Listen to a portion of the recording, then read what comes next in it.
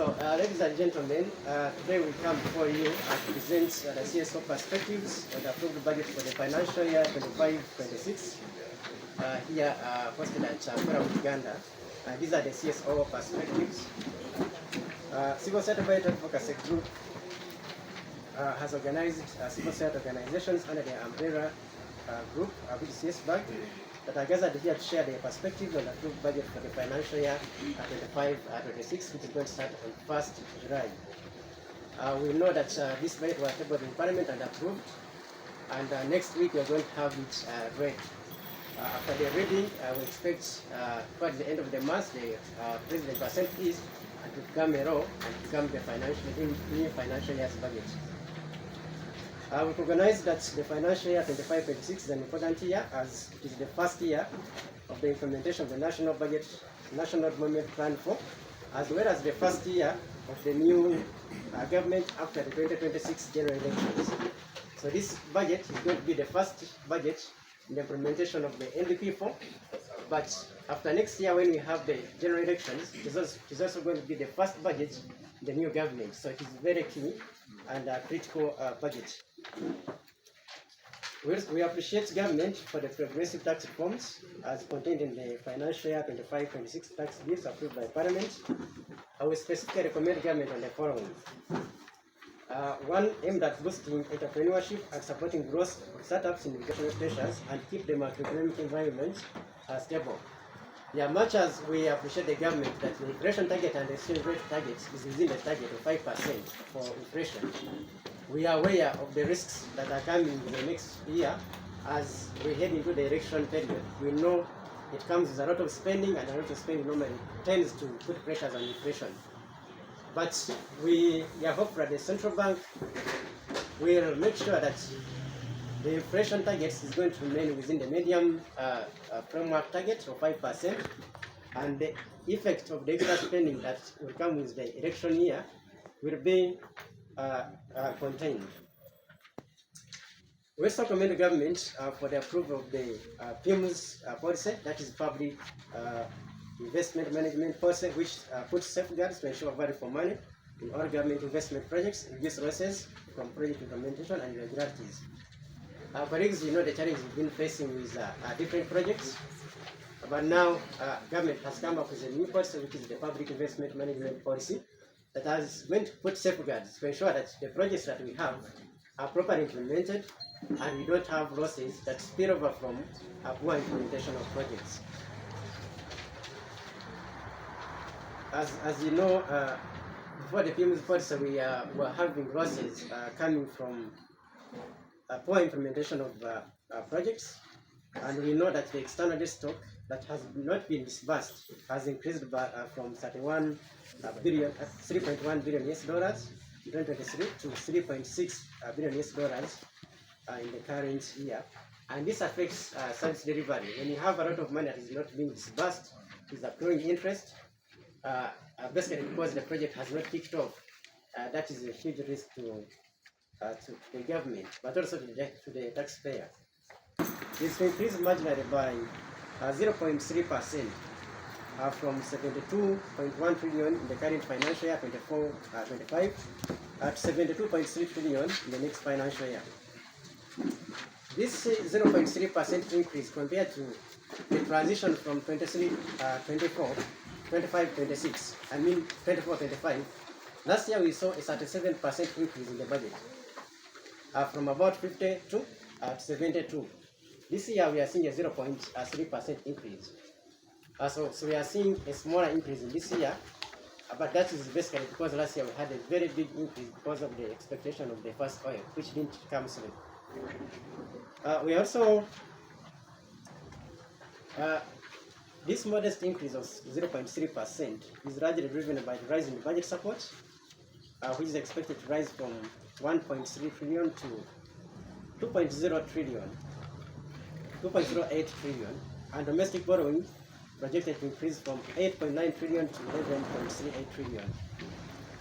We are seeing a very minor increase in budget support, but a very wide increase in domestic borrowing. This has an implication on the private sector, as my colleagues are going to say it later, because domestic borrowing is basically government borrowing from the domestic economy, borrowing from through the central bank, but also borrowing from the commercial banks. That means that me and you, if we go to the bank, we shall find that the government has already taken much of the money and we shall have less to borrow and less to invest. Well, as we commend the increment, we once again caution the government on its heavy reliance on borrowing, especially from the domestic market, which crowds out the private sector, undermine private sector investment in the country that I've just talked about. When it comes to budget financing, how the budget is going to be financed.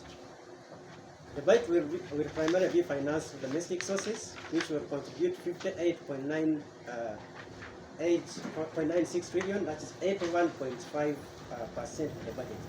Now, this when compared to last year, the domestic sources contributed 45% to the budget.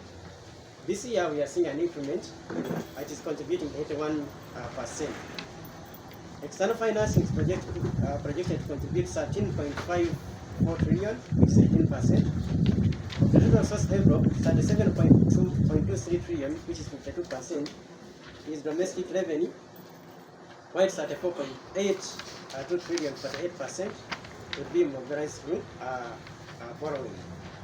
We also are seeing an increment in domestic revenue, especially tax revenue.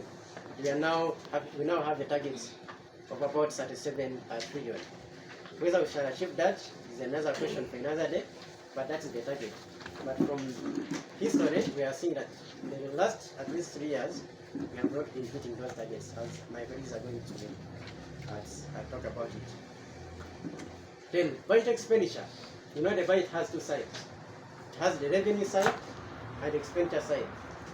And for us, we monitor where the money comes from and where it is going. So the expenditure side, in the next financial year, 25-26, starting 1st July, the resources available for discretionary spending amounts to 40.97 trillion. Our colleagues, discretionary expenditure is the money available for Parliament to appropriate to different sectors that affect the day-to-day activities of the economy. This is the money that the Parliament can actually touch. Discretionary, they can spend at discretion. While 31.4 trillion is the amount for statutory expenditure. However, we are deeply concerned about the shrinking fiscal space to address political government needs and deliver essential public services. Notably, we see that 26.83 trillion, which is about 37%, will go towards public debt servicing, which is a very huge portion of the budget.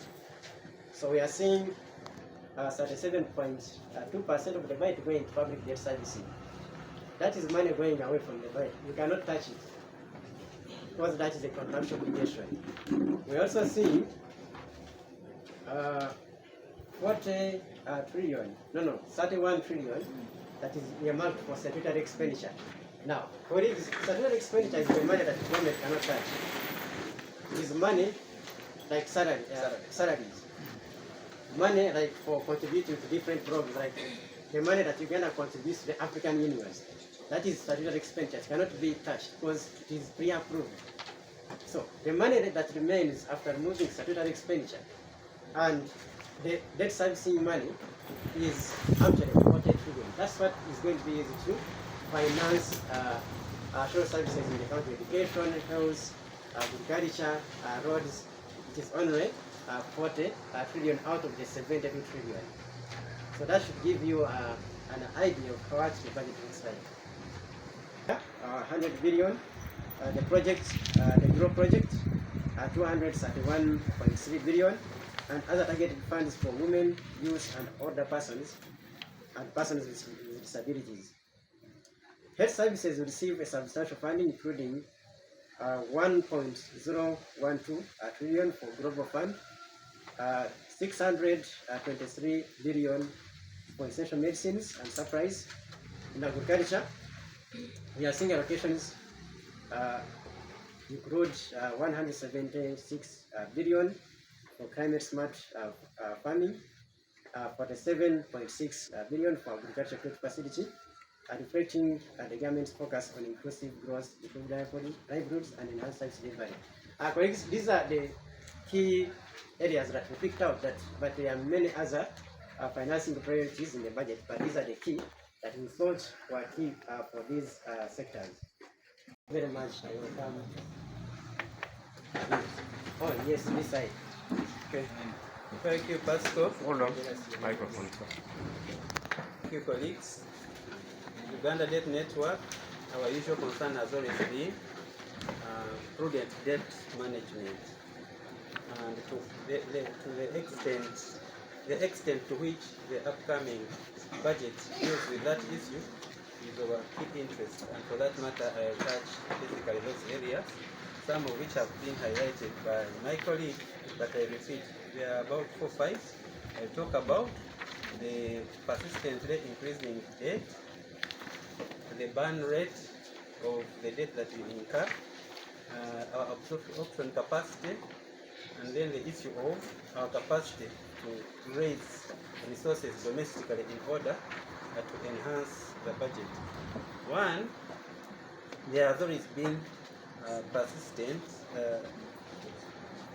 increment in debt. Our debt contraction trend has always been on the increase. At no point have we got a constant or a dipping. It has always been moving up and towards the ratio, the threshold ratio that we would have preferred, the 50% of GDP.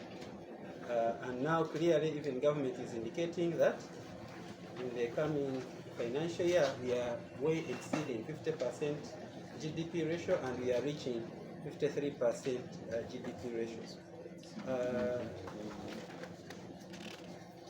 We expect this budget, out of the 72 trillion shillings budgeted for, of that, as he has indicated, 34.82 trillion is going to be out of debt. We are going to get debt to acquire loans in order to service the budget, which is 53%.